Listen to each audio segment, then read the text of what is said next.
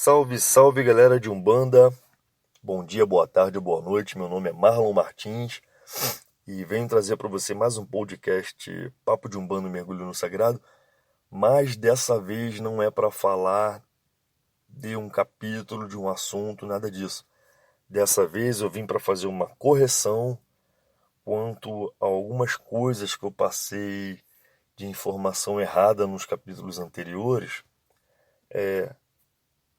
não por de maneira, como vou dizer, feitas propositalmente, mas alguma confusão que eu fiz em algum momento e passei alguma coisa errada, então eu vim me retratar.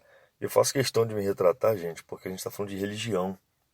Né? Religião é uma coisa muito séria, há de se ter muita responsabilidade para falar de religião, até porque quando a gente fala de religião, a gente fala da fé das pessoas, né? Eu estou falando da minha religião, da minha fé, do que há de mais sagrado para mim. Assim, se é para mim, é para você também. Então, com respeito a você, a sua fé, a sua religião, a sua atenção, que tem o trabalho de entrar na internet para ouvir o podcast e tudo mais. Então, eu vim me retratar, tá ok? Bom, então vamos voltar lá no capítulo 1. Quero fazer algumas correções do capítulo 1. Eu falei em algum momento no capítulo 1 que Oxalá é a entidade máxima de Umbanda, quando não é verdade. A entidade máxima de Umbanda é Zambi, né? Quem é Zambi? Zambi na Umbanda é Deus Pai, Criador de tudo e de todos, tá bom?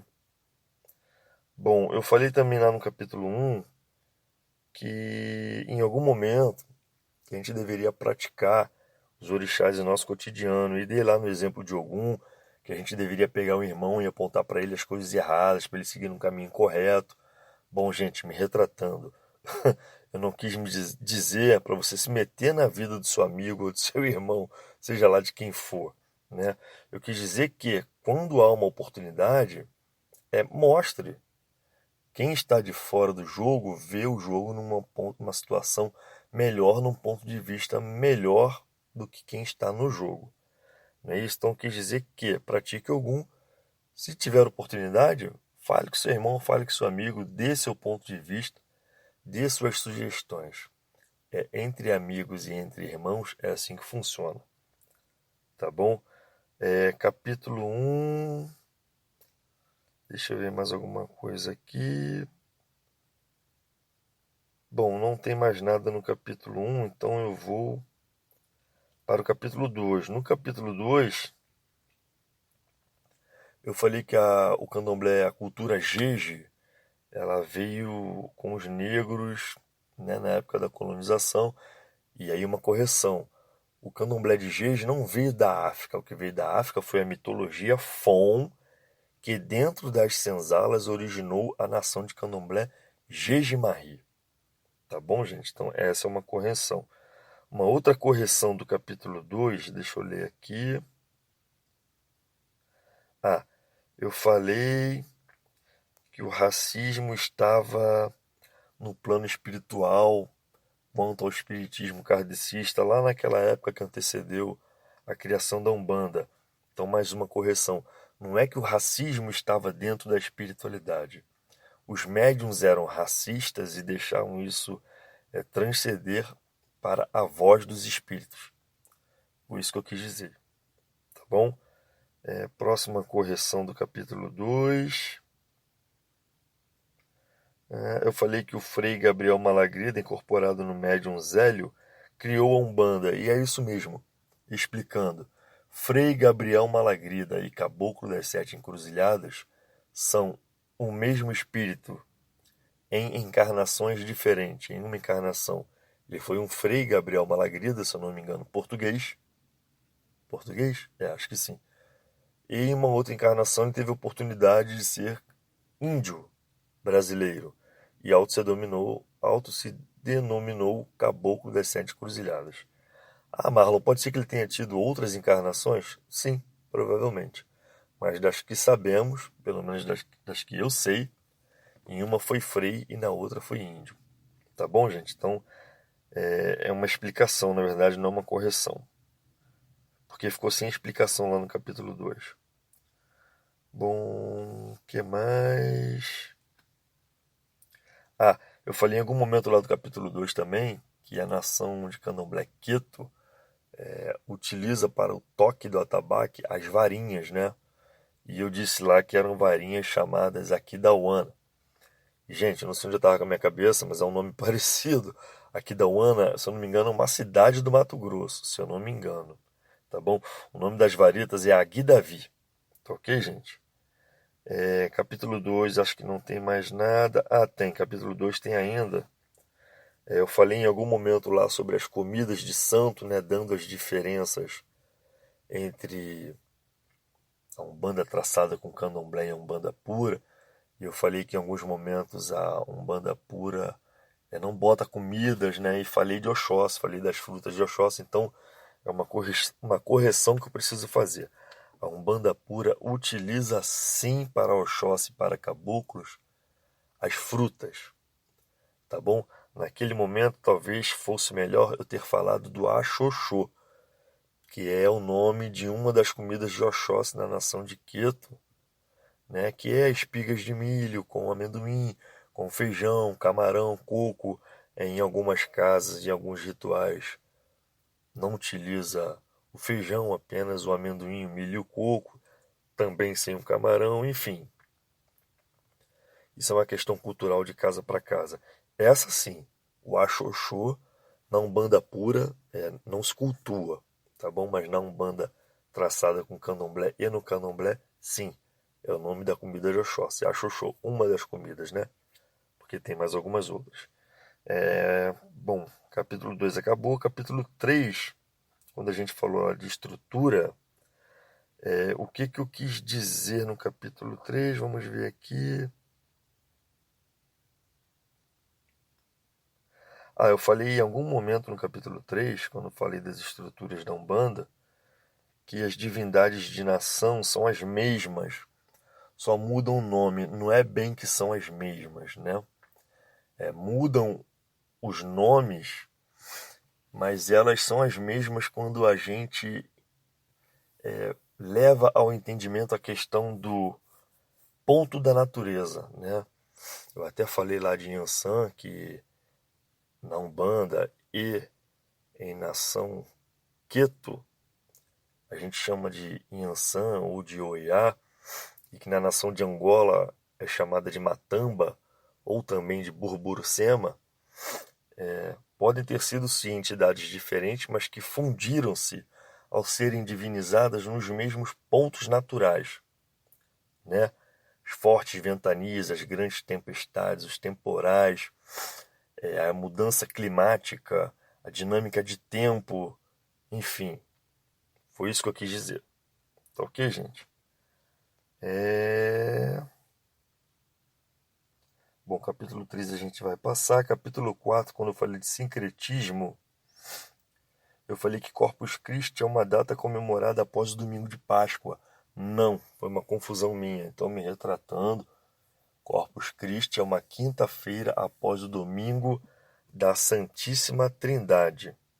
E a Santíssima Trindade, sim, ela é, se eu não me engano, é um domingo comemorado 56 dias após o domingo de Páscoa. Tem sim uma ligação com a Páscoa, então talvez por isso eu tenha feito a confusão. Mas ratificando, Corpus Christi é comemorado pela Igreja Católica numa quinta-feira, que sucede o domingo da Tríplice da Santíssima Trindade. Tá bom, gente? Que mais? Talvez na parte de sincretismo eu falei tanto de São Jorge na Bahia, Oxóssi e Ogum, que talvez tenha feito uma confusão na cabeça de alguém, daqueles que estão começando agora, querendo conhecer a religião. Vamos à explicação. Quando o Candomblé começou, provavelmente ele se originou na Bahia, tá? E aquele sincretismo da Bahia, quando começou desta maneira.